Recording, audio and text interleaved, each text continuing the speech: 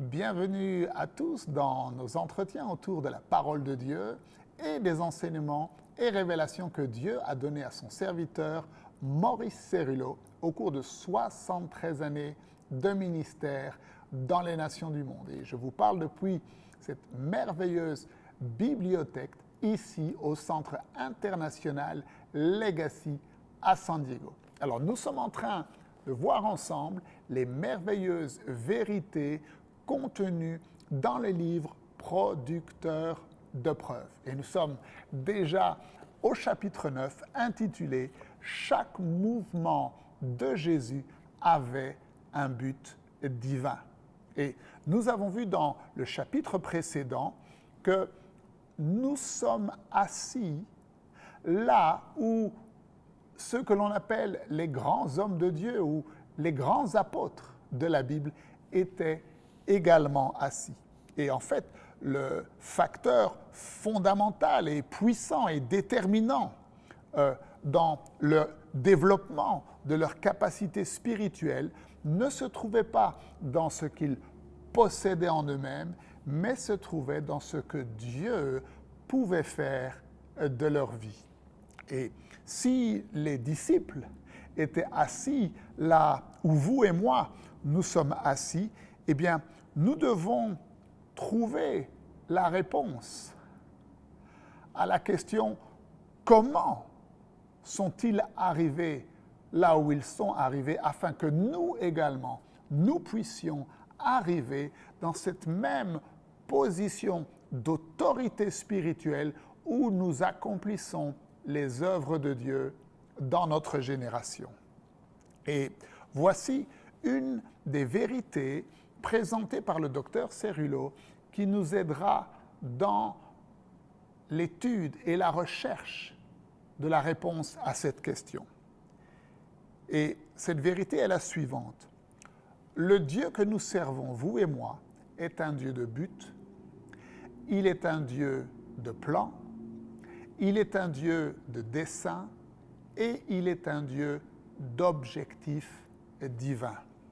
Chaque chose que Dieu fait et chaque chose que Jésus a faite ou que Jésus a dite, chaque chose qu'il a faite lorsqu'il était sur terre avait un but précis. Lorsque Jésus déclarait quelque chose sur cette terre, il ne parlait pas à la légère, mais il y avait un but divin dans tout ce qu'il disait, il y avait un but divin dans tous les actes qu'il posait.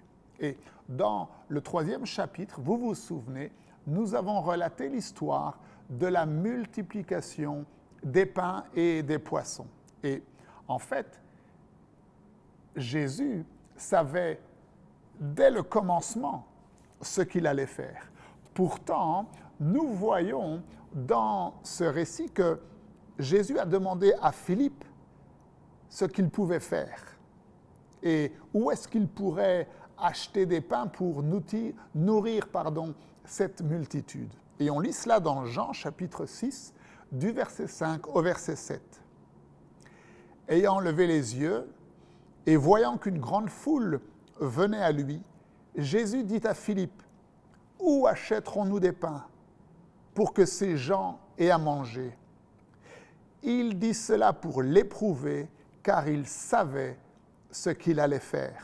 Philippe lui répondit, « Les pains qu'on aurait pour 200 deniers ne suffiraient pas pour que chacun en reçût un peu. » Et en fait, Jésus a laissé les disciples essayer de trouver par eux-mêmes une solution à ce problème insoluble.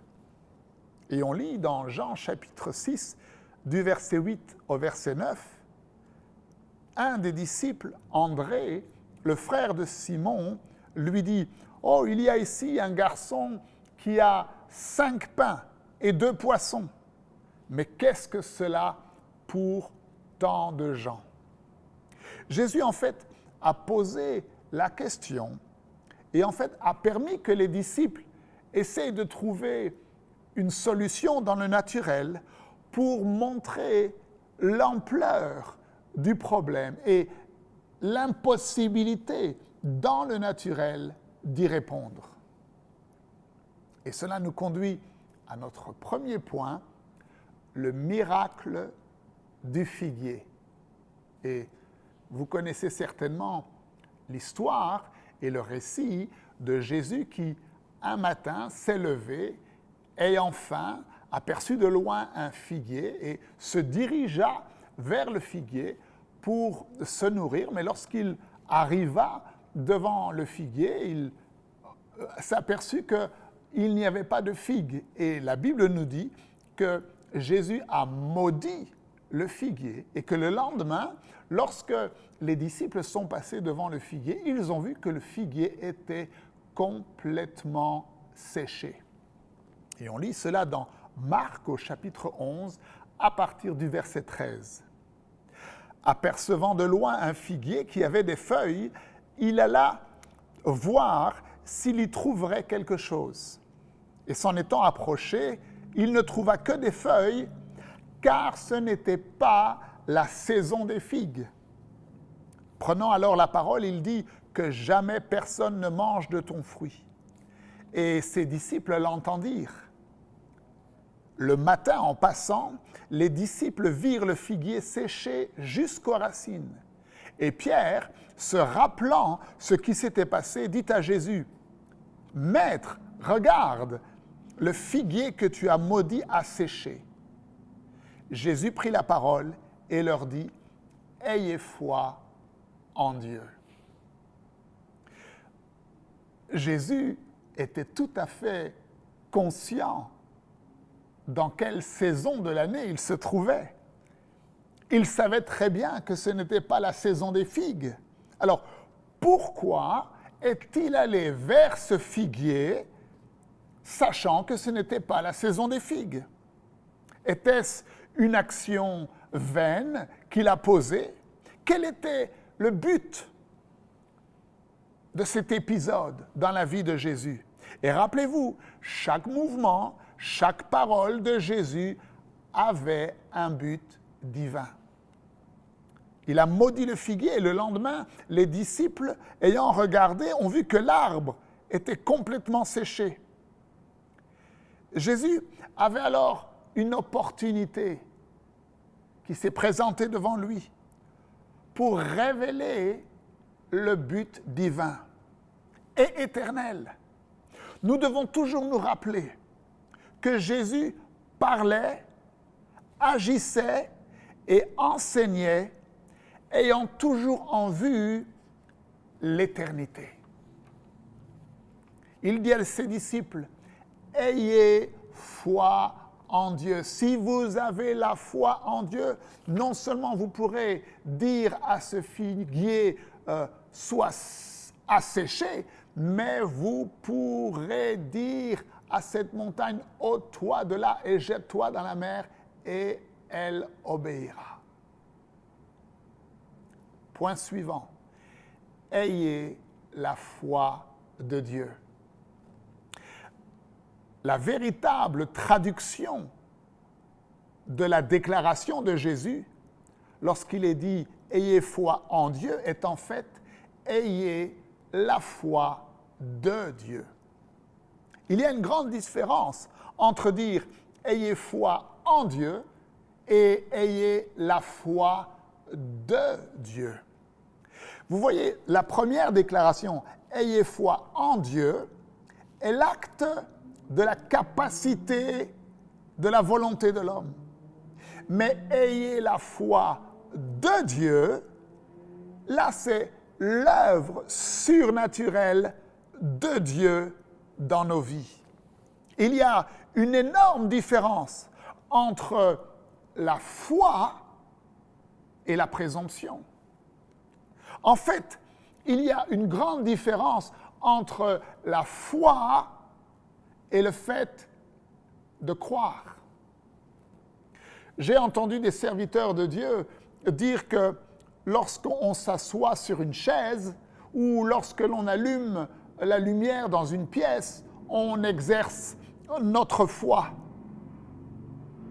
Mais moi, je vous dis que prendre quelque chose d'aussi merveilleux que cette manifestation surnaturelle de la foi spirituelle et de le reléguer à quelque chose de naturel, comme s'asseoir sur une chaise ou allumer la lumière lorsqu'on rentre dans une pièce, quelque chose de charnel ou de technique, rend vraiment très mal justice à cette puissance merveilleuse appelée la foi.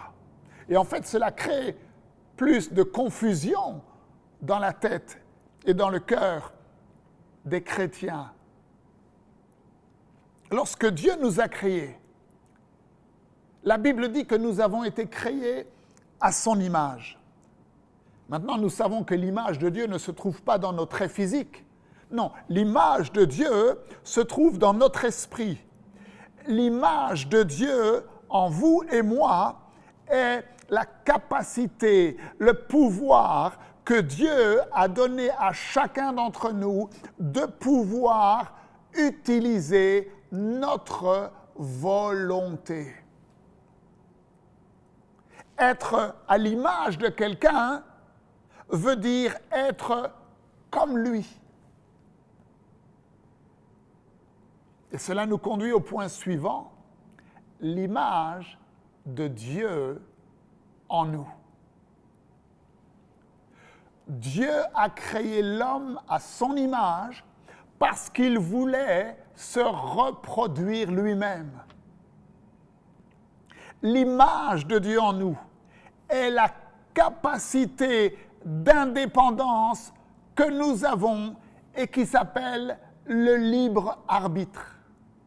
La capacité de choisir en utilisant notre volonté. Dieu a donné à Adam la capacité d'agir, de se déplacer, de penser indépendamment de Dieu. Et Dieu a exigé d'Adam qu'il lui soit obéissant et qu'il utilise ce libre arbitre, cette capacité de choisir, qu'il l'utilise afin d'obéir à Dieu. L'homme a été créé avec 5 sens naturels, le goût, le toucher, l'ouïe, l'odorat et la vue. Chacun d'entre nous, nous avons été créés avec ces 5 sens naturels. Cependant, il n'existe pas dans notre nature humaine quelque chose d'inné, une qualité qui a la caractéristique de la foi. Pourquoi ? Eh bien, parce que Adam et Ève n'avaient pas besoin d'avoir la foi. Dieu venait les rencontrer chaque jour et promenait avec eux dans le jardin. Ils n'avaient pas besoin de foi, ils voyaient Dieu. La foi ne fait pas partie des sens naturels de l'homme. Lisons ensemble, s'il vous plaît, dans la première épître de Paul aux Corinthiens, au chapitre 2 et au verset 14. Il est dit « Mais l'homme animal ne reçoit pas les choses de l'Esprit de Dieu, car elles sont une folie pour lui, et il ne peut les connaître parce que c'est spirituellement qu'on en juge. » L'homme naturel ne reçoit pas les choses de l'Esprit de Dieu. Et vous savez, je ne suis pas d'accord avec les prédicateurs qui disent que chaque homme sur terre a reçu une mesure de foi. Et pour appuyer leur déclaration et dire que chaque homme sur terre a reçu une mesure de foi, ils citent ce passage dans Romains chapitre 12 et au verset 3 où il est dit « Par la grâce qui m'a été donnée, je dis à chacun de vous de n'avoir pas de lui-même une trop haute opinion, mais de revêtir des sentiments modestes selon la mesure de foi que Dieu a départie à chacun. » Et ils utilisent ce passage dans Romains pour déclarer que tous les hommes sur terre ont en eux une mesure de foi. Mais c'est une erreur, car dans ce passage, Paul ne parle pas aux non-croyants, il parle aux chrétiens. Et pour nous en assurer, il nous suffit toujours de lire le verset qui précède et le verset qui suit. Et dans le verset qui précède, Romains 12, verset 2, il est dit « Ne vous conformez pas au siècle présent, mais soyez transformés par le renouvellement de l'intelligence, afin que vous discerniez quelle est la volonté de Dieu, ce qui est bon, agréable et parfait. » Et le verset qui suit, dans Romains, chapitre 12, versets 4 et 5, il dit « Car comme nous avons plusieurs membres dans un seul corps, et que tous les membres n'ont pas la même fonction, ainsi, nous qui sommes plusieurs, nous formons un seul corps en Christ. Et nous sommes tous membres les uns des autres. » Donc, il est évident, en lisant les versets juste avant et le verset juste après, que Paul ne s'adressait pas à des non-croyants, mais il s'adressait à des chrétiens. Parce que il m'est impossible d'imaginer que lorsque je vois un ivrogne dans la rue, ou un alcoolique, un drogué, une prostituée, quelqu'un qui vit dans la débauche, le mensonge, le vol, l'impureté, la profanation, il m'est impossible de croire que ces personnes-là ont en eux ce don merveilleux et surnaturel que l'on appelle la foi. S'il vous plaît, nous le faisons très souvent. Regardez vos mains. Vos mains, ce sont les mains d'un croyant et d'une croyante remplis de foi. L'homme n'est pas né avec la foi, cette force de vie surnaturelle de Dieu. Mais par contre, il est né avec le libre arbitre. Et lorsqu'il est dit que Dieu a départi à chacun une mesure de foi, eh bien, de qui parle-t-il? Eh bien, il parle de ceux qui ont offert leur corps en sacrifice, vivant, saint et agréable à Dieu. Cela parle des croyants et pas des non-croyants. Pour quelle raison? Eh bien, parce que la foi est un don de Dieu pour tous ceux et toutes celles qui soumettent avec leur libre arbitre leur volonté à Dieu et qui deviennent des instruments entre les mains du Seigneur. Alors, que possèdent les non-croyants? Et comment les croyants peuvent-ils obtenir la foi? Eh bien, nous examinerons cela dans le chapitre suivant, le chapitre 10, intitulé « Comment avoir la foi de Dieu sans lutter ». Vous pouvez suivre tous ces enseignements de façon plus complète en regardant les vidéos du docteur Maurice Cerullo traduites en français sur les réseaux sociaux, les plateformes Facebook, YouTube et également en podcast. Je vous encourage à visiter notre site internet mcwe.fr. Vous pourrez y déposer vos requêtes de prière, vous pourrez y faire vos offrandes, vous pourrez également visiter la boutique en ligne et vous procurer les e-livres en français du Dr Cerullo et vous pourrez aussi vous inscrire pour devenir un partenaire et vous placer sous la couverture et le manteau prophétique et apostolique du ministère Maurice Cerullo, Évangélisation mondiale. Alors, que Dieu vous bénisse, à la prochaine, et n'oubliez pas, la francophonie appartient à Jésus. À très bientôt pour un prochain enseignement avec le Dr Cerullo. La francophonie appartient à Jésus. Pour toute information, rendez-vous sur www.mcwe.fr.